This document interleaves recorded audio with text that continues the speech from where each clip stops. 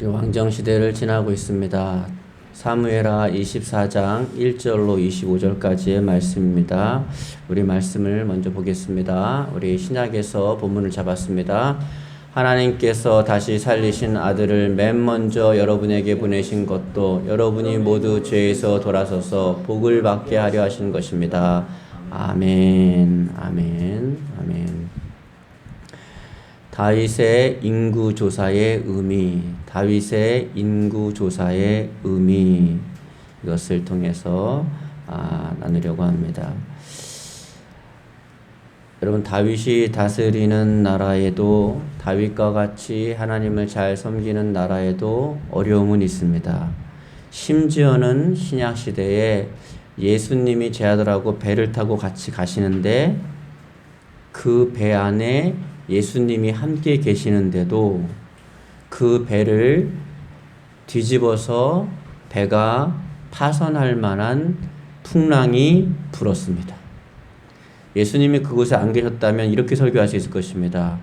제자들이 예수님과 함께 하지 않았기 때문에 풍랑을 만나고 어려움을 만났을 것입니다. 그러므로 여러분, 예수님과 함께 하십시오. 얼마나 설교하기 좋습니까? 그런데 문제는 뭐냐 하면 예수님이 거기에 계셨고 아예 거기서 누워서 주무시고 있었어요. 완전히 자리를 잡으셨단 말이에요. 그런데 배가 뒤집힐 만한, 파선을 일으킬 만한 풍랑이 불었다는 겁니다. 오늘도 다윗이라는 위대한 왕이 나라를 다스리는데 얼마 전에 무슨 일이 있었죠? 3년 동안 비가 오질 않습니다. 그런데 오늘 본문에도 똑같이 어려움이 다가오는데 오늘 본문을 통해서 알 수 있는 여러 가지 조건이 뭐냐? 그 중에 하나가 하나님의 절대 주권, 그리고 사람의 자유의지. 이게 어떻게 역사를 하고 있는 건가? 그리고 사람이 범죄로 망쳐놓은 이것을 하나님은 어떻게 합력해가지고 지금 역사를 이끌어 가시는가? 이게 24장 한 장에 다 들어 있습니다. 우리 1절을 한번 읽겠습니다. 여호와께서 또다시 이스라엘 백성에게 분노를 터뜨리셨는데 그 이유는 밝히지 않으셨다. 어쨌든 여호와께서는 다윗을 총동하여 이스라엘과 유다의 인구를 조사할 마음을 품게 하심으로 이스라엘 백성에게 무서운 재앙이 될 일을 저지르게 하셨다. 여기 또다시 이렇게 나오는 요세프라고 합니다. 그 무슨 말이에요? 3년 동안 비가 지난번에 안 왔는데 그에 이어서 두 번째 지금 재앙이라는 거예요. 그 재앙의 이유를 여기 현대어 버전에서는 이렇게 밝히지 않았다고 하는데, 그래서 자세히 뒤를 미루어 보면 거의 모든 학자들은 이렇게 이야기를 합니다. 지난번에 압살롬의 난이 일어났을 때, 세바의 난이 일어났을 때 기억하시죠? 그때 이스라엘 온 백성들이 다윗을 대적했습니다. 그것은 다윗을 대적한 것뿐만 아니라 하나님을 대적한 겁니다. 그 죄가 백성 가운데 남아 있었습니다. 이전에 3년 동안 비가 오지 않은 것은 왜 그랬죠? 기브온 족속들에 대한 죄가 남아 있다는 것이죠. 죄가 남아 있으면 사단이 공격할 수 있는, 틈탈 수 있는 합법적인 빌미를 제공하게 되는 것입니다. 그래서 이번에는 하나님께서 그 일을 드러내십니다. 여러분, 사탄이 역사하면 죄를 숨기고 쉬쉬쉬 하는 쪽으로 갑니다.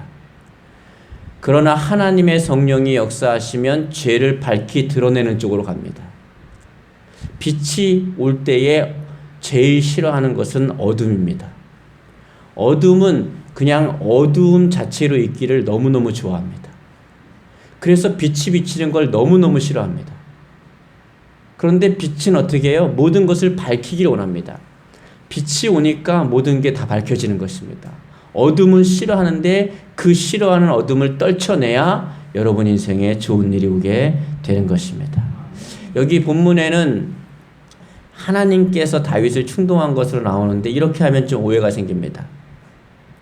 다시 조금 더 번역하면 실질적으로는 하나님이 한 게 아니라 사단이 다윗의 마음을 충동했다. 이렇게 번역이 되어 있습니다. 그럼 무슨 말일까요? 왜 여기에서는 하나님께서 다윗을 충동했다 이렇게 할까요?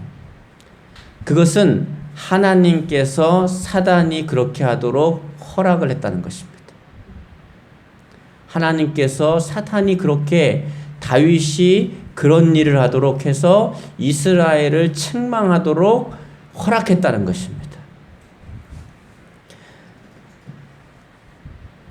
압살롬의 반역 때, 세바의 반역 때 이렇게 말할 수 있을 것입니다. 모든 분위기가 그렇게 흘러갔고 모든 상황이 그랬고 하나님 우린 몰랐습니다. 이렇게 말할 수 있지 모르지만 보십시오. 그때 기억했죠. 의인들, 경건하게 살려고 했던 사람들은 어떻게 했습니까? 광야로 다윗을 찾아가서 그를 만나고 그에게 무상으로 먹을 것을 주고 음료를 제공하고 군사를 제공하고 그와 함께 했던, 그럼 그 사람들은 무엇이란 말입니까? 똑같은 동시대를 살아가는데 아무 생각 없이 세상이 흘러가듯이 똑같이 살아가는 하나님의 백성들이 있는 반면에 지는 해처럼 도망간 광야에 있던 다윗을 굳이 찾아가서 음식을 주고 음료, 그 당시에 물이 흔하지 않은 나라니까 포도즙을 주고 군사를 동원해서 선을 베풀었던 그 사람들은 뭐라고 어떻게 해석을 하시겠습니까?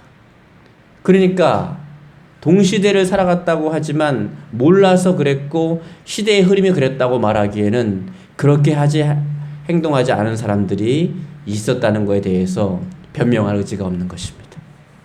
여러분도 마찬가지입니다. 제가 미국에 갔다 왔지 않습니까? 샌프란시스코에 살면 하나님 나는 태어날 때부터 봤던 것이 동성연애입니다. 그게 나쁘다고 한 번도 배워본 적이 없습니다. 그래도 그 도성에서 그것을 옳지 않다고 생각하고 그것을 행하지 않을 뿐만 아니라 자녀에게도 그게 옳지 않다고 가르치며 살아가는 사람들이 있다는 것입니다. 그럼 그 사람들을 심판하게 되는 것입니다. 옳지 않다고 살아가는 사람들은 뭐고 그냥 시대의 흐름 따라 너희는 이 세대를 본받지 말라고 했는데 그냥 아무 생각 없이 살아가는 사람은 무엇일까요? 그래서 우리는 하나님의 말씀을 잘 들어야 하고 성경을 날마다 읽어야 되는 것입니다. 왜냐하면 그렇지 않으면 이 세상의 풍조를 따라 여러분도 그냥 그 이스라엘 백성처럼 압살롬과 함께하고 세바와 함께해서 하나님의 사람을 대적하게 되어 있는 것입니다. 그 죄값을 반드시 받게 되어 있다라는 것입니다. 그렇습니다. 그래서 하나님은 그럼에도 불구하고 하나님은 의인을 악인과 함께 멸하지 않습니다. 반드시 의인은 지켜주십니다. 반드시 의인은 보호해 주십니다. 아무리 악한 시대에 모두가 범죄하지만 그 가운데도 범죄하지 않고 살아가는 사람은 반드시 지켜주십니다. 예레미야 시절에 예레미야가 외쳤습니다. 그랬더니 사람들이 다 무시를 했어요. 그런데 예레미야를 통해서 하나님이 이렇게 말씀하십니다. 너희가 분명히 바벨론의 침략을 피해서 애국까지 도망갈 것이다. 그러면 하나님이 너희의 그 악한 죄를 추적해서 애국까지 따라가서 너희를 죽일 것이다. 하지만 이 말을 듣고 하나님의 말씀을 들은 그 의인들은 어떠한 환란이 있어도 그 가운데 보호하고 생명을 유지하게 될 것이다. 그대로 됐습니다. 그대로 됐습니다. 그래서 2절에 보니까 이렇게 말씀하십니다. 그래서 왕은 마침 곁에 수행하고 서 있던 군대 총사령관 요압에게 인구 조사를 지시하였다. 그대는 즉각 단에서부터 브엘세바에까지 이스라엘과 유다의 모든 지파를 두루 다니며 이 나라의 인구를 조사하고 전쟁에 나갈 만한 장병들의 숫자를 나에게 보고하시오. 자, 하나님께로부터 오지 않은 것은 무언가 좀 다릅니다. 왜냐하면 자, 첫 번째, 지금 이스라엘 백성들은 또 이 명령을 듣는 요압은 벌써 이게 뭔가 잘못됐다는 것을 즉각적으로 압니다. 왜냐하면 이스라엘 백성의 수를 헤아릴 수 있는 사람들은 단 한 사람들입니다. 지금 다윗은 그 하나님의 체계를 무시하고 명령을 내리고 있습니다. 무슨 말이냐? 이스라엘 백성의 인구를 조사할 수 있는 사람은 제사장들밖에 없습니다. 제사장들을 통해서 그 일을 해야만 합니다. 그런데 다윗은 지금 어떻게 했죠? 바로 옆에 있는 요압을 통해서 그 일을 명령합니다. 그래서 이 다음 절에 요압이 그것 때문에 즉각적으로 뭔가 잘못됐다는 것을 알기 시작한 겁니다. 요압이 뭐가 뛰어나서 안 게 아니라 지금 뭔가가 잘못되어 있다는 것을 금방 알고 있는 것입니다. 그래서 지금 단에서부터 부엘세바까지라는 말은 할라에서 백두까지라는 말입니다. 단은 이스라엘 북쪽의 경계에 있는 마을이고 부엘세바는 남쪽 유대의 경계에 있는 마을입니다. 땅 끝에서 땅 끝까지. 무슨 말이냐면 온 이스라엘을 통칭하는 말입니다. 온 이스라엘 모든 백성 중에 전쟁을 할 만한 장병들을 보고하라. 이게 잘못된 겁니다. 전쟁은 여러분 성경을 읽을 때 뭐라고 배웠죠? 전쟁은 누구에게 속했다고 배웠습니까? 전쟁은 여호와께 속한 것이다. 전쟁의 승패는 여호와께 속해 있다. 여러분의 인생의 전쟁의 승패가 하나님께 있음을 믿습니까? 그러면 그렇게 살아야만 합니다. 그런데 우리는 이 잘못된 다윗처럼 내가 지금 군사가 몇 명이 있지? 내가 지금 이것을 해결할 만한 능력은 얼마가 있지? 내가 지금 이것을 할 만한 돈은 얼마가 있지? 내가 지금 이것을 할 만한 이것은 어떻게 할 수 있지? 물론 아무 생각 없이 살아가는 사람은 낫지만 때로는 그것이 하나님 앞에 악이 된다는 것입니다. 하나님이 전쟁을 승리하게 하시는데 다윗은 지금 뭘 의지하고 있는 것이죠? 하나님을 의지하지 않고 자기의 군사들을 의지하고 있는 거예요. 다윗이 지금 착각한 게 뭡니까? 군사가 많으면 이긴다고 생각한 거예요. 우리 인생에 살아가는 날 동안에 나에게 군사가 몇 명이 있느냐, 이거를 통해서 내가 지금 이 인생에 성공할 수도 있고 실패할 수 있다고 생각하는 자체가 죄라는 사실을 깨닫게 되기를 바랍니다. 인구조사한 그 자체가 악한 것이 아닙니다. 왜냐하면 이전에 인구조사를 하나님 명령했잖아요. 조사라고. 인구조사 자체가 문제가 아니라 그 인구를 의지한, 그 군사를 의지한 그 자체가 문제인 것입니다.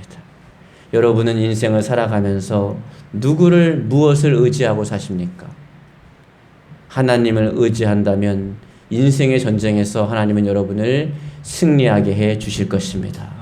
그러나 여러분이 하나님을 의지하지 않고 내가 갖고 있는 물질이나 내가 갖고 있는 인맥이나 내가 갖고 있는 세상적인 지식과 지혜라든가 아니면 그 어떤 다른 것이 나의 인생을 지켜줄 것이라고 믿고 있다면 그 자체가 죄악이라는 사실을 깨닫게 되기 바랍니다. 그래서 인생에 어려움이 오는 것입니다. 인생을 무턱대고 사는 것도 문제가 있지만 다 내가 하려고 하는 것도 문제가 있습니다. 내가 하면 안 되고 주님이 하셔야만 인생의 길이 열리는 줄 믿으시기 바랍니다. 제 동생은 장애가 있습니다. 지적장애 1급입니다. 제가 신학교에 올 때에 저는 사업을 했던 사람이고 신학교에 올 때에 가장 걸림돌이 됐던 것이 가장 마음에 걸림돌이 됐던 것이 제 동생입니다. 장애가 있고 내가 돌보지 않으면 감당할 수 없고 내가 사업을 해서 3년 5년 자리를 잡아서 돈을 모아서 걔에게 은행에 돈을 예치한 다음에 신학교를 가면 그래도 마음이 놓일 텐데 그렇게 하지 못했습니다. 그래서 하나님께 얼마나 기도했는지 모릅니다. 명령대로 순종하겠으니까 이 내 동생을 하나님이 책임져 주십시오. 제가 심지어는 저희 사모하고 가족이 가족을 잘 모릅니다. 제가 얼마나 혼자 울었는지 모릅니다. 어떤 일 때문에 울었냐 하면 사모하고 함께 제 동생을 데렸고 제가 그때는 규모가 좀 큰 교회에 있었으니까 인맥들이 있지 않습니까? 인맥을 동원하려고 했던 거죠. 그래서 직장을 알아봤습니다. 그런데 제 동생이 잠깐 시설에 있었는데 담당하시는 분이 그러더라고요. 나가도 직장 생활이나 이런 건 하지 못할 거예요. 그러더라고요. 저는 그 말을 듣질 않았습니다.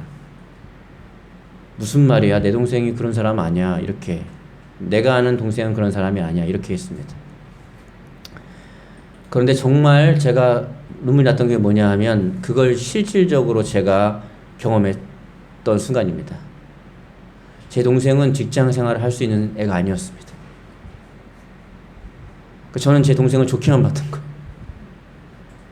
제가 인맥을 동원해서 직장만 얻어주면 내가 신학교 가면 얘는 어떻게 되겠지 이렇게만 생각했습니다. 그리고 곧잘 이렇게 뭐 단순 노동을 할 수 있는 사람이라고 생각했는데 전혀 그걸 할 수 있는 사람이 아니었습니다. 얼마나 그때 마음이 무너졌는지 모르겠습니다. 나는 이제 주의 길을 가야 되는데. 그래서 제가 할 수 있었던 것은 기도밖에 없었습니다. 얼마나 기도했는지 모릅니다.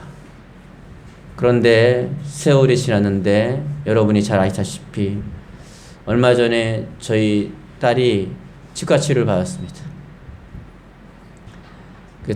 제 동생한테 그 얘기를 했습니다. 우리 다은이가 치과 치료를 받았어. 그랬더니 치과 돈 많이 나올 텐데요. 물론 이게 방송에 나가면 될까 모르겠지만 하나님이 은혜를 주셔서 성경을 통독하였습니다. 성경을 필사했습니다. 제 동생이 성경을 필사하고 감리교에서 하는 성경 공부를 다 마쳤습니다. 끝까지 싹 마쳤습니다. 세상 사람들은 그게 무슨 도움이 되겠냐 이렇게 말을 하지만 저는 확실히 경험했습니다. 성경 말씀이 맞구나. 성경은 참으로 사람을 지혜롭게 만드는구나. 똑똑하게 만드는구나. 그래서 걔가 돈 많이 들었을 텐데 좀 그렇지 그랬더니 내가 하면 안 되겠냐 그러더라고요. 할렐루야를 외쳤습니다. 그래서 제 동생이 그 비용을 댔습니다. 10년, 20년 전만 해도, 근 20년 전만 해도 상상을 할 수 없는 일입니다. 얘를 어떻게 하나. 공장에 데려가서 인맥을 통해서 했더니 안 된다는 겁니다. 어떻게 얘가 살 수 있을까? 저는 요즘에 쪽방촌을 왔다 갔다 하면서 더 감사합니다. 그 한 평밖에 안 되는 곳에서 그 생각이 잘못돼서 거기 살아가는 사람들은 뭐고, 그 사람들은 지능은 똑똑한데, 우리나라의 기초생활 수급자들이 다 문제가 있어서 받는 게 아닙니다. 제 동생처럼 정말 장애가 있고 문제가 있어서 받는 게 아니라 멀쩡한 사람도 받는 사람이 있습니다. 똑똑한 사람입니다. 그 똑똑한 머리를 가지고 왜 거기 살까? 제 동생 집에 갈 때마다 얼마나 비교가 되는지 모르고 감사한지 모르겠습니다. 그 에어컨도 없는 그 쪽방에서 사는 사람들. 제 동생은 신도시 아파트에 에어컨 빵빵하고 막 모든 게 다 갖춰져 있는 사는데, 얘는 그렇게 모자랐는데 이렇게 살고, 저 사람들은 왜 저렇게 사는 차이점이 무엇일까? 제가 내린 결론은 하나님의 은혜입니다. 하나님이 살아계시고 기도를 들으시고 하나님이 그 기도하는 사람의 기도를 멸시치 않으시고 하나님이 도와주셨기 때문입니다. 그래서 오늘 본문으로 돌아와서 이제 다윗이 잘못된 판단을 합니다. 누가 봐도 제사장을 통해서 해야 되는데 요압을 통해서 그 명령을 내리고 있습니다. 뭔가 잘못되고 있습니다. 지금 이게. 그래서 3절에 한번 읽어보겠습니다. 그러자 요압이 항의하고 나섰다. 임금님의 하나님 여호와께서 이 백성을 번창하게 도와주셔서 이 백성이 지금보다 100배나 더 많아지기를 원합니다. 임금님의 살아생전 그런 일이 이루어졌으면 좋겠습니다. 그러나 나의 주 임금이시여, 지금 무엇 때문에 그런 일을 하시렵니까? 전쟁이 언제 우리 군대의 수가 많고 적음에 따라 결정되었습니까? 아멘. 예. 그렇죠. 군대가 많아서 이기지 않는다고 요압은 얘기하고 있습니다. 의지할 게 많아서 이긴다고 하나님은 말하지 않고 있습니다. 인생에 어떤 의지할 것이 있어서 성공한다고 말하지 않습니다. 좀 전에 얘기했던 제 동생처럼 아무것도 희망이 없는 그 순간에, 아무것도 의지할 것이 없는 그 순간에, 군대도 없고 아무것도 없는데 기도하고 하나님께 맡겼더니 하나님이 이루신 것처럼, 그 정신을 다윗도 갖고 있었는데 하나님이 이스라엘 백성을 심판하기 위해서 사탄을 사용하니까 다윗도 무너져 버립니다. 요압의 말이 옳았습니다. 정말 처음으로 요압의 말이 옳았습니다. 그러나 다윗은 그 옳은 말을 듣지 않습니다. 어리석은 사람은 하나님의 말씀을 듣지 않습니다. 이것이 하나님으로 말미암은 일이라는 것입니다. 백성의 범죄로 인하여 일어나는 일입니다. 그리고 인구조사는 아까 말했듯이 제사장을 통해야 하는데 요압을 시킵니다. 내려가는 명령 체계가 잘못되었고 무언가 잘못되어 있습니다. 여러분이 무언가 하실 때에 하나님의 말씀에 어긋나면 그것은 옳은 길이 아닙니다. 어떤 집사님이 사업을 크게 하는데 갑자기 바이어가 우리 주일날은 안 그러죠. 일요일날 골프 치면서 맛있는 거 먹으면서 큰 계약을 한번 합시다. 잘못된 겁니까? 잘된 겁니까? 잘못된 거죠. 분명히 잘못된 건지 알면서도 하나님은 그를 치기 위해서 사탄을 사용하십니다. 그리고 그는 어떻게 해요? 이 옳은 말을 들을 수 있는 귀가 없습니다. 그리고 벌레벌레 해가지고 골프장으로 가게 되죠. 그리고 그는 망하는 것입니다. 그거를 깨달아야 되는데 어리석은 자는 그걸 들을 수 있는 귀가 없습니다. 그래서 성경에는 기도하라고 하는 것입니다. 볼 수 있는 눈을 주십시오. 들을 수 있는 귀를 주십시오. 깨닫는 마음을 주십시오. 그렇게 흘러갑니다. 4절에 보니까 그러나 왕은 조금도 의견을 굽히지 않고, 여러분, 바른 것, 올바른 것, 하나님 말씀을 따라가는 거에는 의견을 굽히지 않는 고집이 있어야 합니다. 그런데 미련한 사람은 잘못된 것, 틀린 것을 끝까지 고집을 부립니다. 지금 다윗이 그러고 있습니다. 평상시의 대로라면 다윗은 이렇게 하지 않습니다. 이때만이라도 다윗이 눈치를 챘다면 요압을 비롯하여 모든 군사령관들에게 무조건 명령대로 시행하도록 강요했다는 것입니다. 이리하여 그들은 하는 수 없이 왕의 명령대로 인구를 조사하게 되었습니다. 지금 처음에 조금 삐뚤어 나갔습니다. 그런데 지금 너무 많이 흘러나갔습니다. 돌이킬 수 없을 정도로 많이 휘어나갔습니다. 지혜라는 것은 듣는 마음입니다. 아이들도 어른들도 지혜가 있는 사람은 듣습니다. 부모님이 야, 너 이렇게 하면 안 되는 거야. 그럴 때 참 지혜로운 아이는 내가 지금 행동이 잘못되었는가 생각하고 그걸 들어봅니다. 지혜로운 어른은 어떻게 하죠? 주변에서 이거 잘못된 겁니다 라고 하면 내가 혹시 잘못된 거 아닌가 하고 한 번은 들어봅니다. 그리고 다시 한번 성경을 읽고 펴서, 아니면 주일날 하나님 목사님을 통해서 나오는 하나님의 음성을 들어봐야지. 하나님 오늘 나에게 말씀해 주십시오. 종이 듣겠나이다. 그리고 기도하면서 기다립니다. 그러는 와중에 저는 그냥 하나님의 말씀을 준비한 대로 선포하지만 여러분은 각자 성령의 감동으로 하나님의 음성이 들려옵니다. 네가 옳은 거야. 굽히지 마. 너 틀렸어. 돌이켜야 돼. 이렇게 하나님은 깨닫게 하십니다. 이 듣는 귀가 있다는 것입니다. 솔로몬은 지혜의 왕인데 타락하기 전에 듣는 마음이 있었습니다. 여러분 잘 아시는 이야기가 있죠. 두 어머니가 왔는데 한 어머니가 자다가 아이를 죽였습니다. 깔고 누워서. 그래서 그 아이를 자기가 품고 내 아이라고 우기니까 솔로몬이 당황스러웠죠. 온 사람들이. 그때 솔로몬에게 지혜가 왔는데 그 유대의 유전에 따르면 어떤 소리가 들려왔다고 합니다. 그게 무슨 소리일까요? 자식을 뺏기고 우는 그 어머니의 마음에 울부짖는 소리가 솔로몬에게는 들려왔다는 것입니다. 이 들려오는 것은 육신의 귀로 들려오는 게 아니에요. 그걸 지혜라고 합니다. 그걸 듣는 마음이라고 합니다. 여러분, 귀로만 듣는 게 아니라 마음으로 들을 줄 알아야 합니다. 지혜로운 사람은 마음으로 들어요. 마음으로. 말하지 않아도 그냥 들려오는 겁니다. 마음으로. 그 자식을 빼앗긴 어머니의 울부짖는 울음소리가 마음으로 들려온 겁니다. 그래서 아이를 쪼개라고. 그러니까 그 어머니가 막 그냥 이 어마어마한 통곡 소리가 마음에 들려온 겁니다.